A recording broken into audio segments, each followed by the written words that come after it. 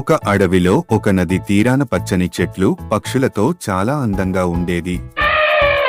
ఆ నది తీరాన్ని అనుకొని ఒక అందమైన ఆశ్రమం ఉండేది. ఆ ఆశ్రమంలో పరమానందయ్య గారు అతని శిష్యులు ఉండేవారు. ఒకరోజు పరమానందయ్య తన శిష్యులతో తరగతి తీసుకుంటూ భౌతిక శాస్త్రంలో బలాల గురించి నేర్చుకుందామని చెప్పాడు.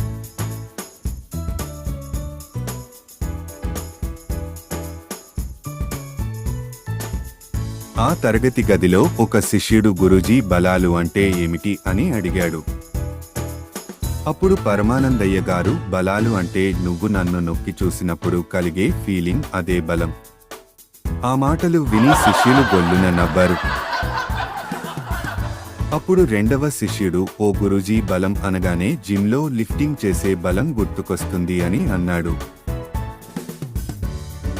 అప్పుడు పరమానందయ్య గారు ఇలా అన్నారు, అదే న్యూటన్ బలం. నువ్వు ఏదైనా వస్తువుని లాగితే లేక తోస్తే అది నీ బలం వల్ల కదులుతుంది.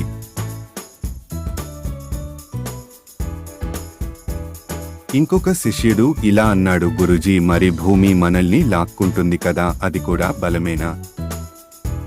అప్పుడు పరమానందయ్య గారు ఇలా అన్నారు, అదే గురుత్వాకర్షణ బలం. దానివల్లనే మనం నేలపై ఉంటాం, లేదంటే నువ్వు గాల్లో తేలిపోతావు.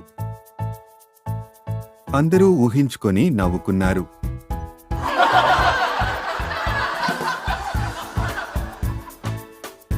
ఇలా పరమానందయ్య శిష్యులు నవ్వుకుంటూ నేర్చుకుంటూ ఆనందంగా గడిపారు.